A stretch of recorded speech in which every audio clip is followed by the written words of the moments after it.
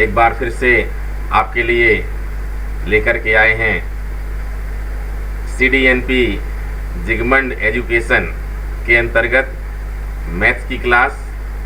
और इस क्लास में आज हम आपको बताएंगे angle between two straight lines, दो सरल रेखाओं के बीच का कोण कैसे ज्ञात करते हैं, उस पर आधारित अनेक प्रकार के प्रश्नों की चर्चा करेंगे।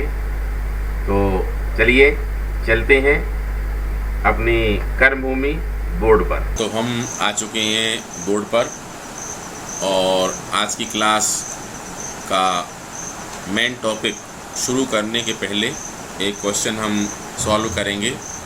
यह क्वेश्चन कुछ स्टूडेंट्स ने पूछा है हमसे कि बना नहीं है सर ये, और बहुत आसान और छोटा सा क्वेश्चन है।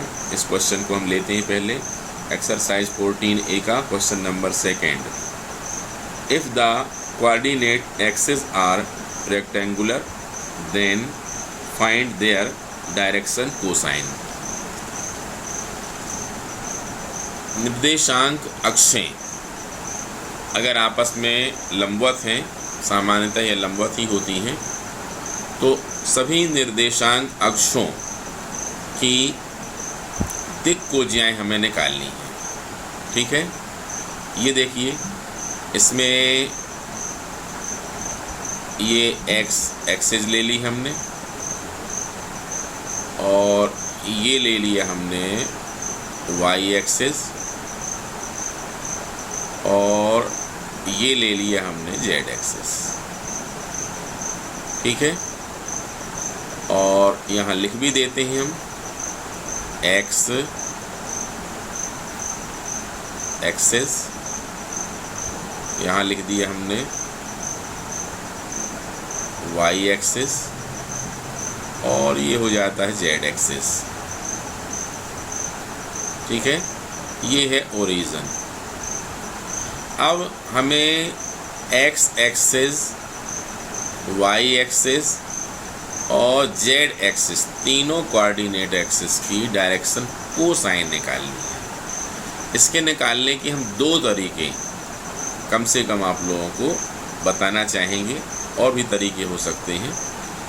यहाँ पर सबसे पहले हम डायरेक्शन रेशियो बेस्ड दिक् अनुपात के आधार पर दिक्कोजियाओं को हम बताएंगे। जैसा कि आप सभी लोग जानते हैं, हमने आप लोगों को पहले भी क्लास में बताया है कि एक्स एक्सिस का अगर इक्वेशन लिखने की बात आए तो आप क्या बताएंगे? इसका इक्वेशन बताएंगे आप y is equal to z is equal to 0। मतलब इसमें y और z की वैल्यूज़ क्या होती हैं? 0 होती हैं। इसलिए अगर इसके हम एक्स एक्सिस में कोई पॉइंट या डायरेक्शन रेशियो लेना चाहें तो सिर्फ इसमें हमको क्या करना पड़ेगा? इसमें हमें y और z की वैल्यू मन से 0 ले लेनी है, लेकिन x की वैल्यू 0 नहीं लेनी है। वो वैल्यू हम कुछ भी ले सकते हैं, जैसे हमने यहाँ a ले लिया और बाकी यहाँ लिख दिया क्या 0 0। ये देखिए, ठीक है। सिमिलरली अगर बात हम y एक्सिस की करेंगे तो y एक्सिस के लिए आपको इक्वेशन क्या लिखना है? y is equal to x is equal to z is equal to 0। ठीक है, मीन्स इसमें x और z की वैल्यू 0 होगी। यहाँ पर कोई भी पॉइंट लें या मान लें कि y एक्सिस का डायरेक्शन रेशियो क्या होगा, तो हमें बताना पड़ेगा क्या? x की वैल्यू 0, y की 0 नहीं ले सकते हैं, तो क्या लेना पड़ेगा हमको? यहाँ पर हमने ले लिया b, और इसके बाद z की क्या लेनी पड़ेगी? 0। ठीक है, ऐसा ही अब z के लिए, तो z के लिए z लिखा है, मतलब इसका इक्वेशन क्या होगा? x is equal to y is equal to 0। Means अगर यहाँ पर कोई पॉइंट C लें हम और उसमें कोऑर्डिनेट लेना चाहें या डायरेक्शन रेशियो मानना चाहें, तो x और y की वैल्यू हमें 0 लेनी पड़ेगी और z की वैल्यू 0 नहीं ले सकते, एनी नॉन जीरो नंबर लेना पड़ेगा। यहाँ पर हम क्या ले सकते हैं? C ले सकते हैं। ठीक है, इस प्रकार से हमारे पास ये क्या आ चुके हैं, डायरेक्शन रेशियो आ चुके हैं। अब डायरेक्शन रेशियो जब आ जाते हैं तो हम कोऑर्डिनेट एक्सिस के डायरेक्शन कोसाइन बहुत आसानी से निकाल सकते हैं। इसमें बिल्कुल भी प्रॉब्लम हमें नहीं होनी चाहिए। ये देखिए यहाँ हम लिखते हैं सबसे पहले direction ratio of x axis. तो यहाँ शॉर्ट में हम लिख देते हैं फॉर एक्स एक्सिस, ठीक है, for x axis, x axis के लिए। जबकि इकट्ठा अगर आप फार्मूला लिखना चाहें तो सबसे पहले आप फार्मूला लिख सकते हैं। एल का फार्मूला क्या होता है ये आपको भूलना नहीं चाहिए, ये a upon root of a square plus b square plus c square. ऐसा ही एल के बाद क्या होता है, m is equal to b upon root में वही लिखना है जो सामने एल में लिखा है, और n is equal to c upon root of वही लिखना है जो लिखा हुआ है, रिपीट नहीं कर रहे हैं।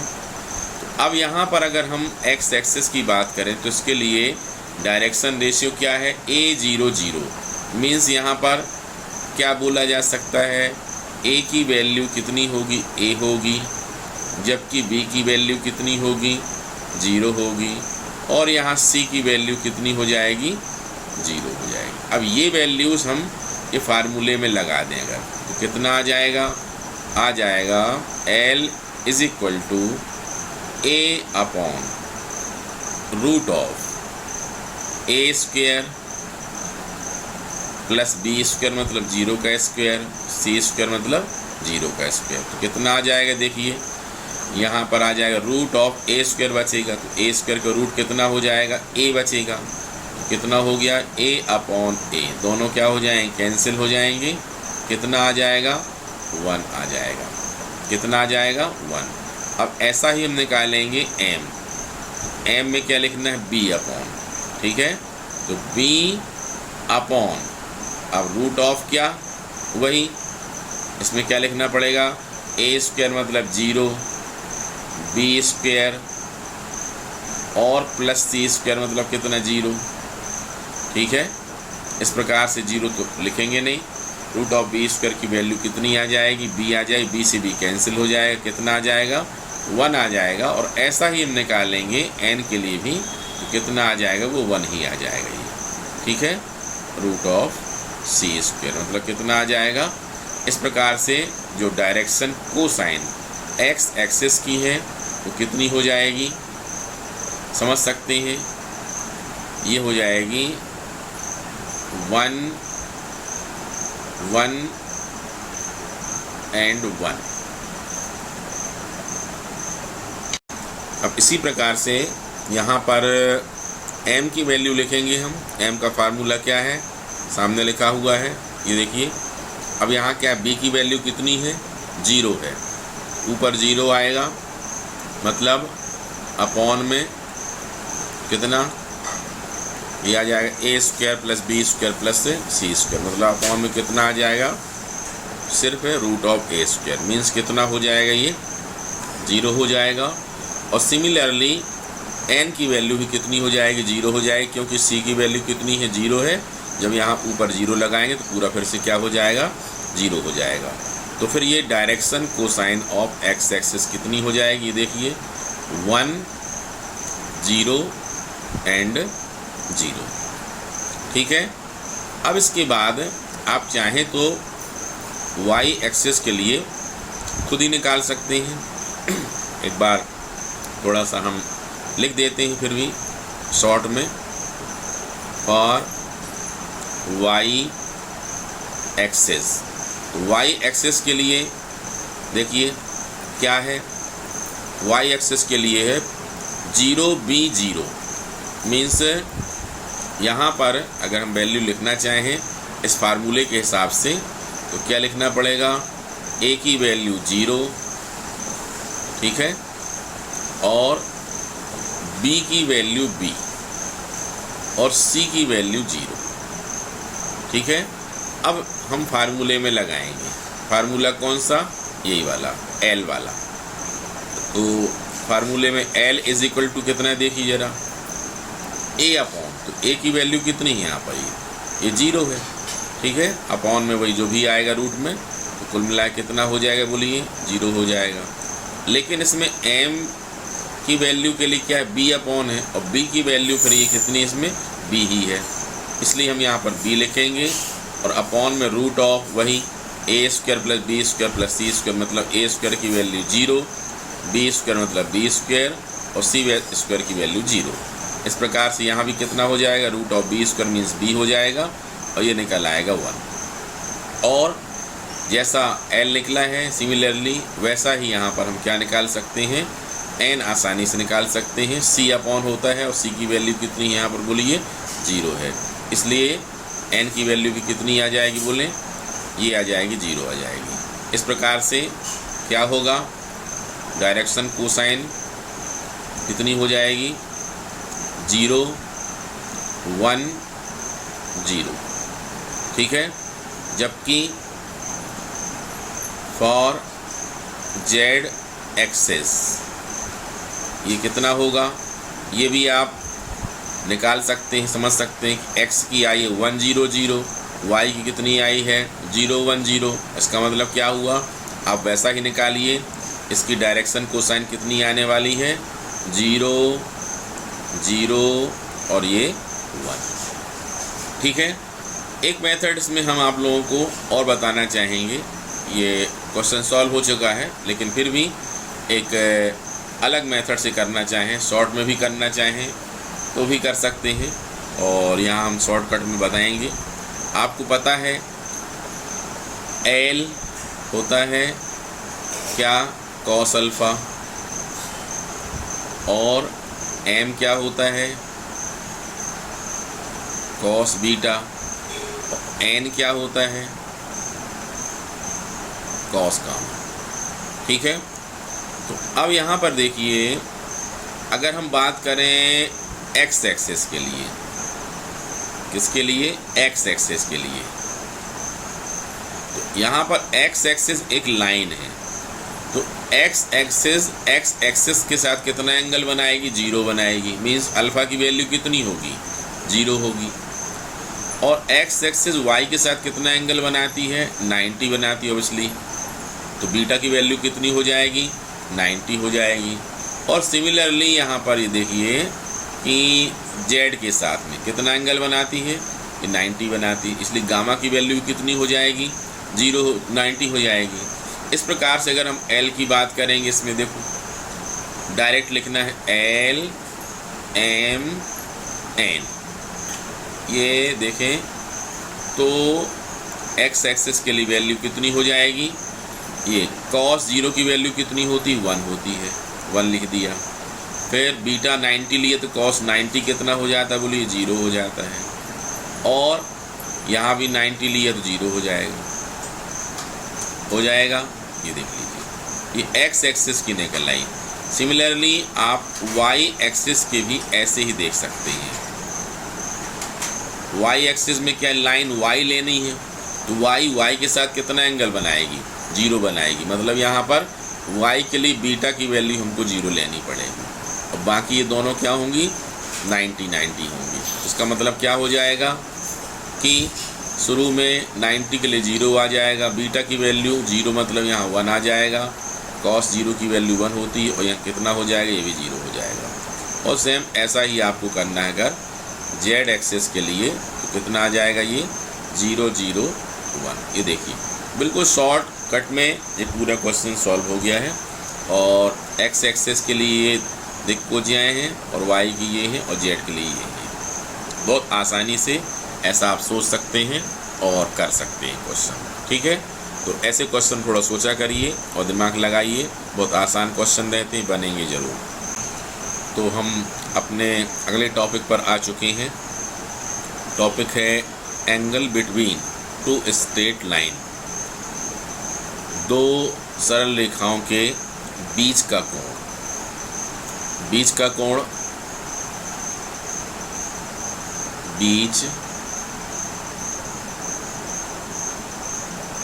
का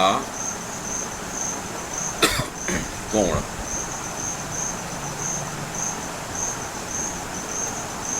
बीच का कोण, ये देखिए यहाँ पर 2 स्ट्रेट लाइन हमने ली है, ठीक है।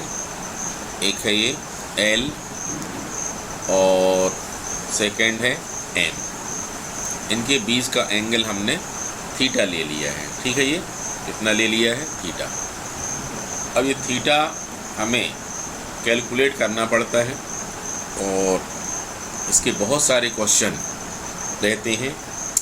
और angle between 2 straight line, angle between 2 plane, angle between straight line and plane, मतलब 2 सरल रेखाओं के बीच का कोण हो, चाहे 2 समतलों के बीच का कोण हो, या एक रेखा समतल के बीच का कोण हो। ये 3 डायमेंशनल ज्योमेट्री में बार बार ये क्वेश्चन हमको मिलते हैं। और एंगल वाले क्वेश्चन, एंगल से रिलेटेड क्वेश्चन कहीं ना कहीं एग्ज़ाम में ज़रूर पूछे जाते हैं। इसलिए फर्स्ट टाइम ही जब इसको पढ़ते हैं तो बहुत अच्छे से पढ़ लेते हैं, और एक बार आप इसको समझ लेंगे तो कहीं कोई समस्या नहीं है। और शायद ये सबसे आसान क्वेश्चन है, सिर्फ आपको ध्यानपूर्वक देखना है। इसके लिए आपको कुछ प्रीवियस नॉलेज की ज़रूरत है। प्रीवियस नॉलेज कौन कौन सा है? ये देखिए, कोई भी लाइन है उसकी डायरेक्शन कोसाइन के फार्मूले क्या होते हैं, L, M एंड N के क्या होते हैं, A, B, C क्या है, डायरेक्शन रेशियो हैं। तो अगर इनको निकालना पड़ जाए तो हम कैसे निकालेंगे, ये हमने लिख दिया है प्रीवियस नॉलेज में, जो हमने पहले बता दिया है पिछले लेसन में, या पिछली वीडियोस जो हमने आप लोगों को भेजी थी उनमें सब बता दिया है, ठीक है। अगर फिर भी ये सुविधा होती है तो वो पुरानी वाली वीडियो आप लोग फिर से देख सकते हैं। तो यहाँ पर हम शुरू करेंगे 2 रेखाओं के बीच का कोण। इसके लिए हमें जो फार्मूला यूज करना है वो फार्मूला हम लिखते हैं, cos theta is equal to A1 A2 plus B1 B2 plus C1 C2 upon में रूट लेना है। रूट में A square plus B square plus C square into, ये किसके होंगे? सब 1 वाले होंगे, A1 B1 C1। सेकेंड वाले रूट में क्या होंगे? सब ये 2 वाले होंगे, A square plus B square plus C square. ये सब कौन से वाले होंगे? ये 2 वाले होंगे। ये 2 मतलब कैसा है? फर्स्ट वाली लाइन सपोज हम L मान लेते हैं, तो इसका डायरेक्शन रेशियो इस लाइन का हमने क्या ले लिया है? A1 B1 C1।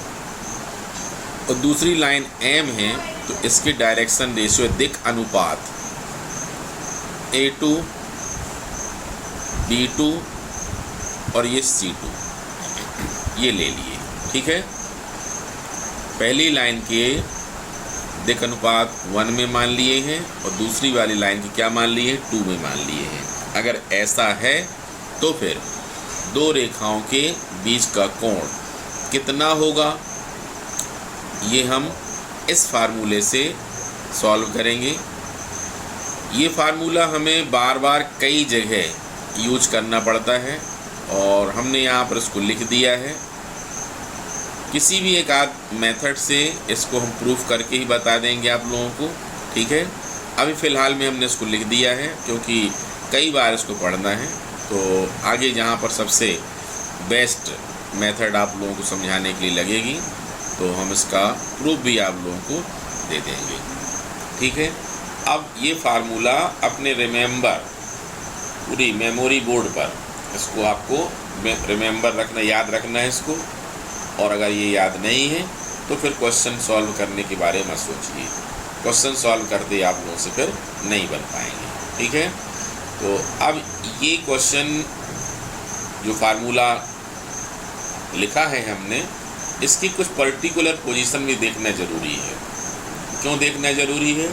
क्योंकि इसके कुछ शॉर्ट क्वेश्चन भी बनते हैं, और वो शॉर्ट क्वेश्चन कैसे बनते हैं वो पर्टिकुलर केसेस देखें पहले, फिर पता चलेगा। विशेष परिस्थितियाँ, पर्टिकुलर पोजीशन,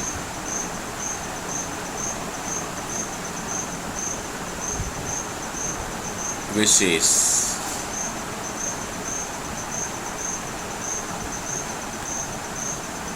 ये देखिए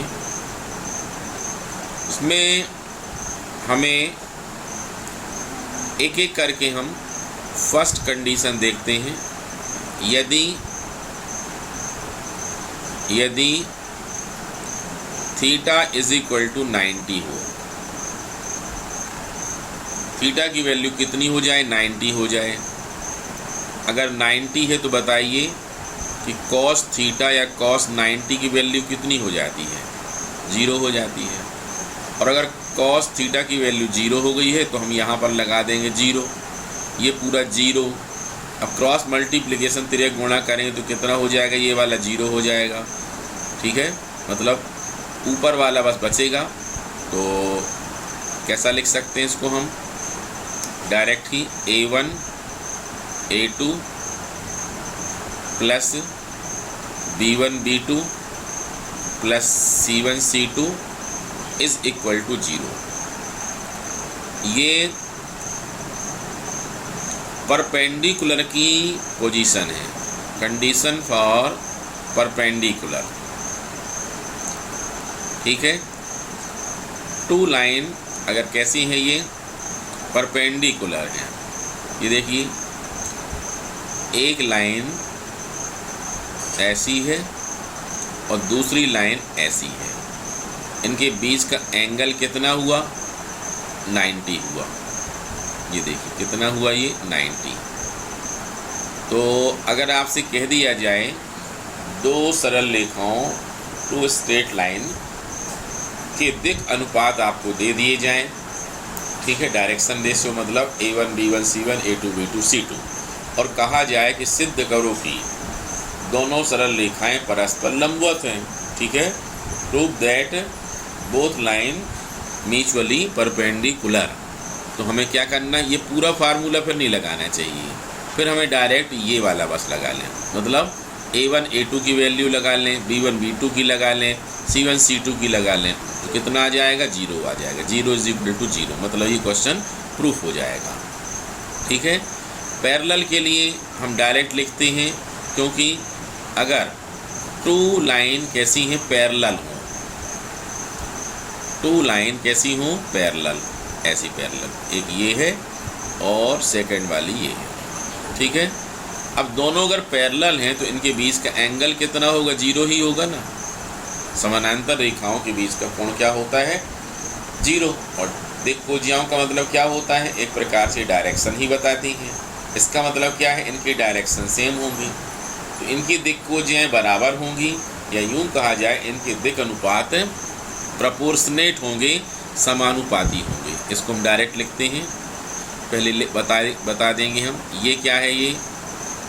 ये जो लिखा गया है ये यहाँ लिख देते हैं हम, condition for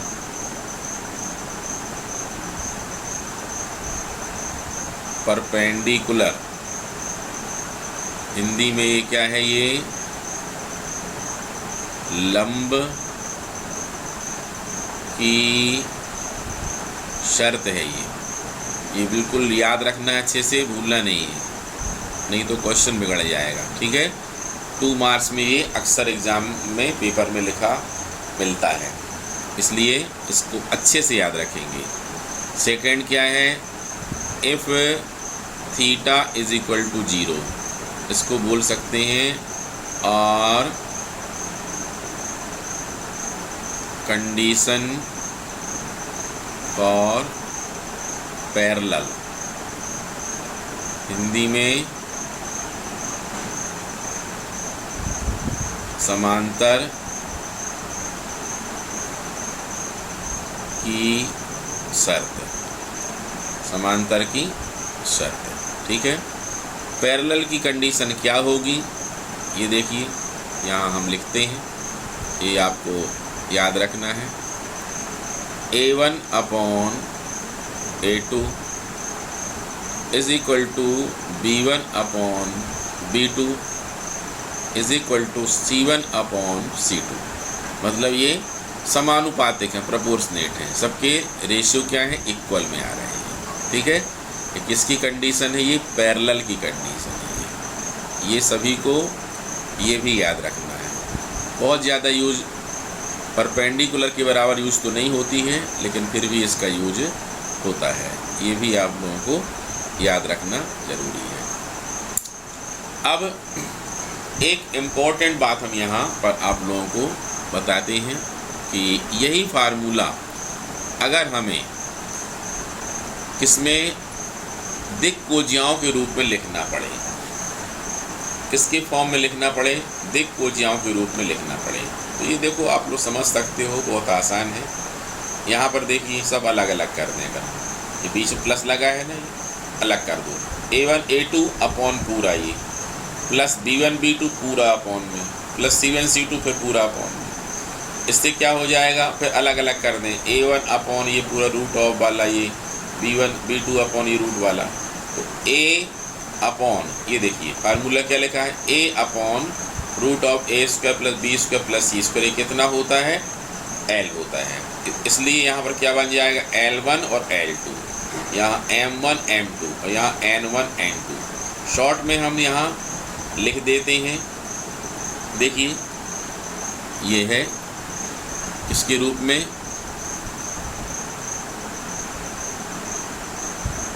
in the form of element direction cosine. ठीक है, हिंदी में एलिमेंट के रूप में। ठीक है, एलिमेंट के रूप में यही सभी फार्मूले कैसे बन जाएंगे, ये थोड़ा आसान बन जाएंगे। क्यों बन जाएंगे, ये देखिए कॉस थीटा, कॉस थीटा क्या होगा, ऊपर है A1 A2 तो यहाँ बन जाएगा L1 L2 plus M1 M2 और प्लस N1 N2। ठीक है, अगर आपको और अल्टरनेटिव मेथड से कैसे आया समझना है, और शॉर्टकट में देखो हम और शॉर्टकट बतलाते हैं इसमें।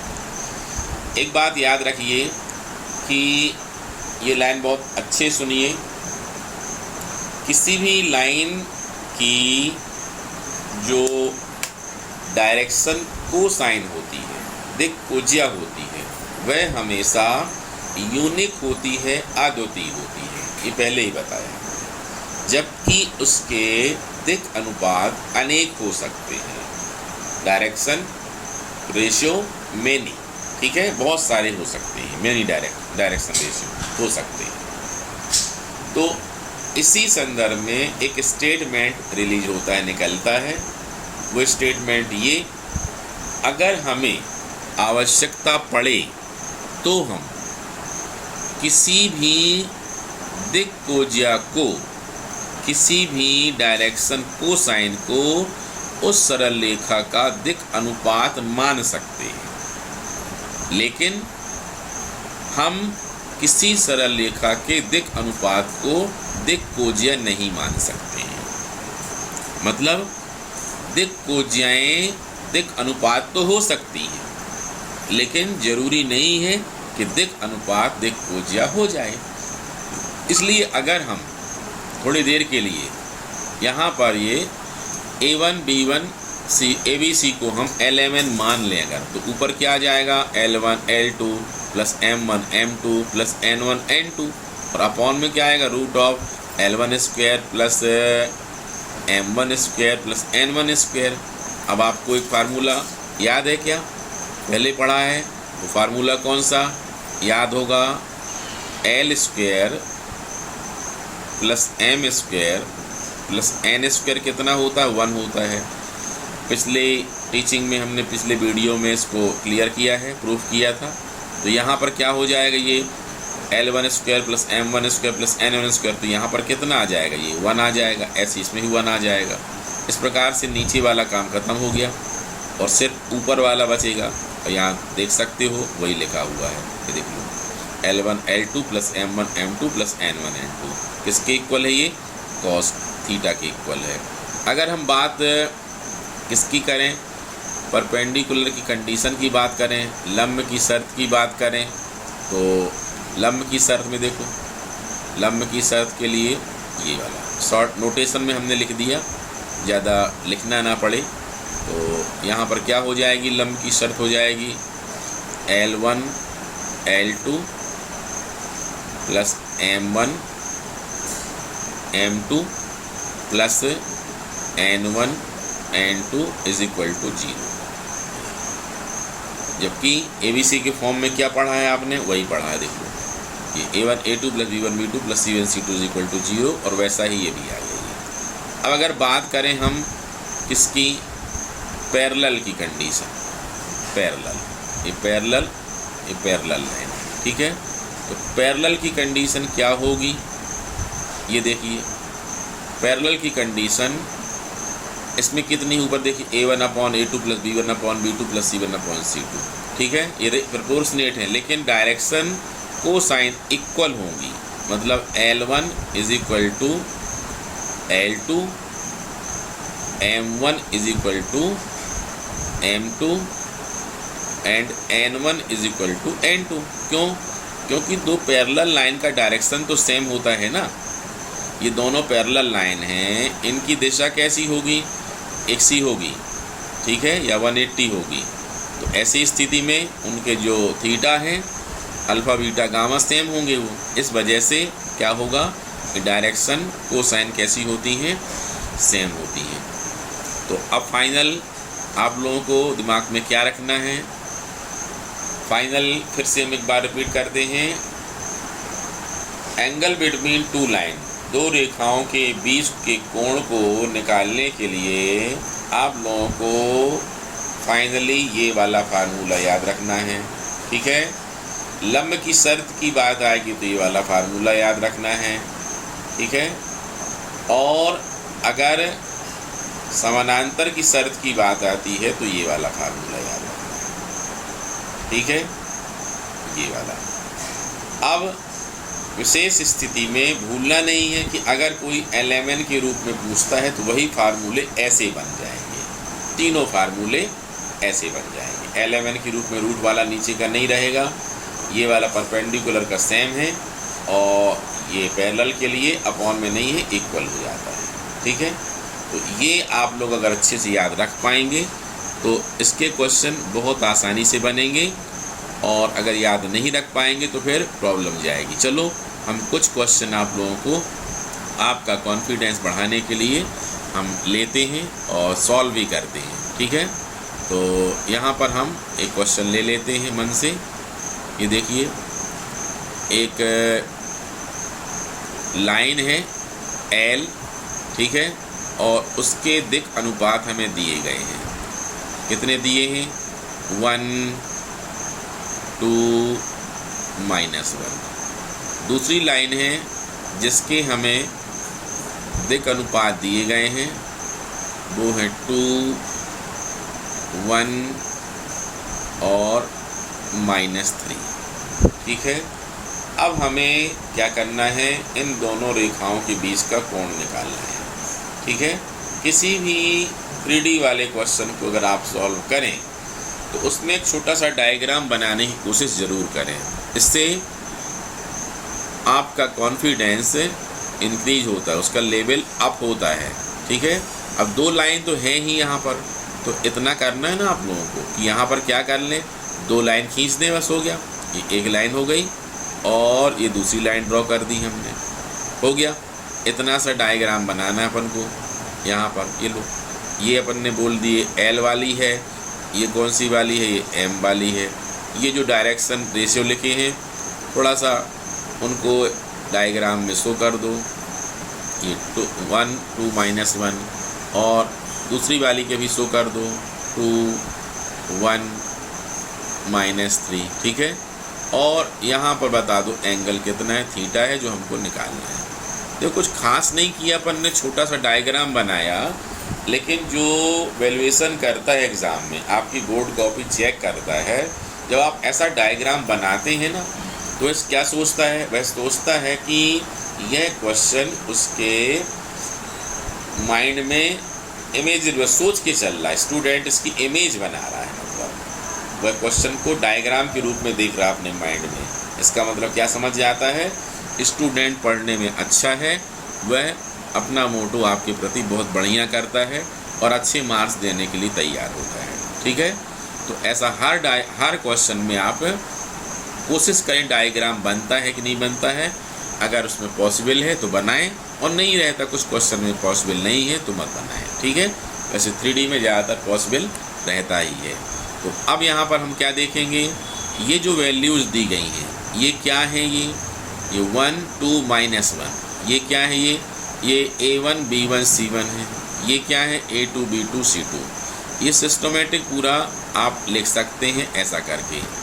जल्दबाजी बिल्कुल ना करें। न्यू टाइप कॉम्पिटिटिव एग्ज़ाम के लिए तो शॉर्टकट में करना ज़रूरी है, लेकिन 12th बोर्ड के हिसाब से अपन को ऐसा लिखना चाहिए, A1 B1 C1, ये लिख दिया ऐसा करके 1 2 -1, ठीक है। और थ्योरी में भी लिखना है तो ऐसा लिख सकते हैं कि direction ratio of given lines, ठीक है, और फिर ऐसा लिख सकते हैं, लेकिन कंपलसरी नहीं है, इतने में ही काम चल सकता है, इसलिए यहाँ पर हमने लिख दिया है। स्टूडेंट मैथ्स का क्या करता है, उसे लगता है ज़्यादा थ्योरी ना लिखना पड़े और काम बन जाए, ठीक है। तो कोई बात नहीं, जहाँ पर ज़रूरी नहीं है वहाँ हमने लिख रहे हैं। ये 2 1 -3, ये देखिए। अब बस इसके बाद क्या लिखना है, फार्मूला लिखना है, ये यहाँ लिख दिया 9, ठीक है। या अब cos थीटा = फार्मूला पूरा ज़रूर लिखिए, अगर फार्मूला नहीं लिखते हैं तो बैड इम्प्रेशन पड़ता है, मार्क्स आपके कट सकते हैं, ये देखिए, ठीक है। और अपॉन में ये रूट में वही 2 बार लिख दीजिए, यहाँ 1 के लिए, यहाँ 2 के लिए, मतलब A1² + B1² + C1² और A2² + B2² + C2²। हमने इसको बार बार लिखा नहीं, क्योंकि बार बार लिखना पड़ रहा है, ये आप लोग इसको अंडरस्टूड लेंगे, समझ लेंगे, वही लिखा हुआ है। अब लगाएंगे वैल्यू कितनी है, देखो A1 A2, ये है A1, ये है A2, 2 × 1 कितना आया, 2 आया। फिर B1 B2 की वैल्यू कितनी है, 2 है, और B2 कितनी 1 है, 2 × 1 फिर से कितना आ जाएगा, 2 आ जाएगा। फिर देखिए C1 C2, ये C1 है और ये क्या है, ये C2, -1 × -3 हो जाएगा +3, ये कितना लिख दिया हमने, +3। अब अपॉन में लिखिए, अपॉन में क्या है अपना, बोलिए, यहाँ पर है A1² + B1² + C1², तो इनका स्क्वायर करके लिखना है। 1 का स्क्वायर कितना हुआ, 1, 2 का स्क्वायर कितना हुआ, बोलिए, 2 का स्क्वायर हो जाएगा 4, -1 का स्क्वायर कितना हो जाएगा, 1, ये देख लो। यहाँ पर अब 2 के लिए है, मतलब इनका स्क्वायर करके लिखना है। 2 का स्क्वायर कितना हो जाएगा, 4 + 1 का स्क्वायर 1, और -3 कितना हो जाएगा, -3 का स्क्वायर हो जाता है 9, ठीक है। तो इसके बाद ये सॉल्व करेंगे, कितना आ जाएगा, ये आ जाएगा 2 + 2 4 7, ये आ गया 7, और अपॉन में कितना आएगा, बोलिए, √ऑफ आ जाएगा 6, यहाँ कितना आ जाएगा, √14, ठीक है। ये सब किसके इक्वल चल रहा है बताएंगे, ये सब cos थीटा के इक्वल है।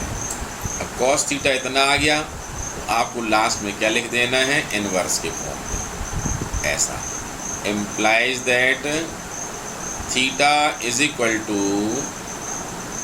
कॉस इनवर्स, क्योंकि एंगल पूछता मतलब थीटा पूछता, कॉस नहीं पूछ रहा वो, इसलिए लास्ट में ऐसा जरूर लिखें, 7/√6√14, ये ब्रैकेट बंद कर दें, ये अपना आंसर हो जाएगा। ठीक है, ये अपना आंसर है। यहाँ से ये पूरा क्या है अपना, ये आंसर है। ठीक है, ये आंसर। अब हाँ, यहाँ पर समझ लें अगर कि ये जो वैल्यू आई है, ये वैल्यू कुछ अपनी नोन वैल्यू जो अपन एंगल के लिए परिचित मान होते हैं, जैसे हम बतलाते हैं। सपोज कर लो कॉस थीटा की वैल्यू सॉल्व करने पर यहाँ कितनी आई होती, यहाँ आ गई होती 1/2 आ गई होती। तो हम क्या सोचते हैं, 1/2 किसकी वैल्यू होती है, ये cos 60 की वैल्यू होती है। किसकी होती है, cos 60 की। तो cos theta is equal to cos 60 means क्या हो जाएगा, theta is equal to 60 degree. समझ गए। तो अगर ये मान आपका वो वाला है जो आपको याद है प्रॉपर, मीन्स 0, 30, 45, 60, 90 वगैरह, तो आप ऐसा लिख सकते हैं।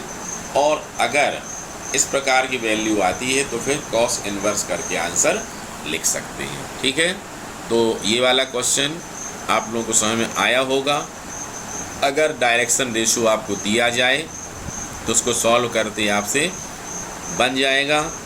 अगर बन जाएगा तो तुरंत ही उठाइए पहले पेन और कॉपी, और ये 2 क्वेश्चन तुरंत में अभी पहले करके देखें और वीडियो को पॉज कर लें और पहले देखें ये बनता है करते या नहीं बनता है। अगर बनता है तब फिर इसके आगे फिर से शुरू हो जाएं। ये एक क्वेश्चन देते हैं, 2 लाइन हैं जिनके दिक् अनुपात कितने हैं, 2, -3, 9, 1, 5, 0। इनके लिए बीच का कोण निकालना है। और दूसरा क्वेश्चन हम लेते हैं, इसमें फिर से 2 रेखाओं के दिक् अनुपात हैं, इनकी वैल्यू है 3 और 1 और 1, और दूसरे वाले में है -4, 3 और -1। ठीक है, ये 2 पहले करके देखें, बीच का कोण निकाल के देखें। अगर बन जाए तो फिर इसको वीडियो को फिर आगे देखें। ठीक है, नहीं बने तो फिर से देखें जो हमने सॉल्व किया है और इसको करें। क्वेश्चन अगर आप लोगों से दोनों बन गए हैं तो अब आप लोगों को क्या करना है, एक्सरसाइज 14B, एक्सरसाइज 14B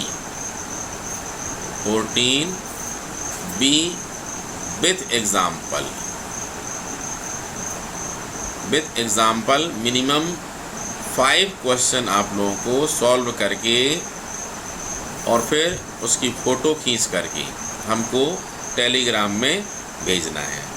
ठीक है, ये अच्छे से करके देखें और मिनिमम 5 क्वेश्चन, आप ज़्यादा करना चाहें ज़्यादा भी कर सकते हैं। ठीक है, अभी यह पूरा टॉपिक ख़त्म नहीं हुआ है और इसमें एंगल बिटवीन 2 लाइन फाइंड करने के लिए और भी क्वेश्चन बनते हैं और भी टाइप बनते हैं।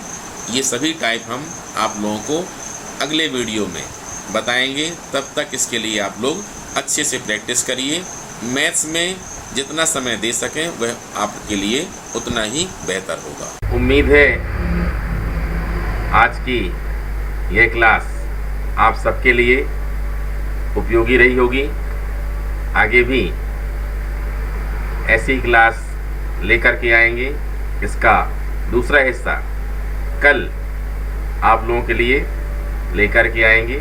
तब तक आप मैथ्स के ऐसे प्रश्नों का भरपूर अभ्यास करिए, क्योंकि मैथ्स में बिना अभ्यास के कुछ भी नहीं है। चाहे कोई कितना भी बेहतर पढ़ा दे, बता दे, लेकिन जब तक आप उसको प्रैक्टिस नहीं करेंगे तब तक आपसे उतना बेहतर नहीं बन सकेगा। अपना ध्यान रखिए, खूब पढ़िए।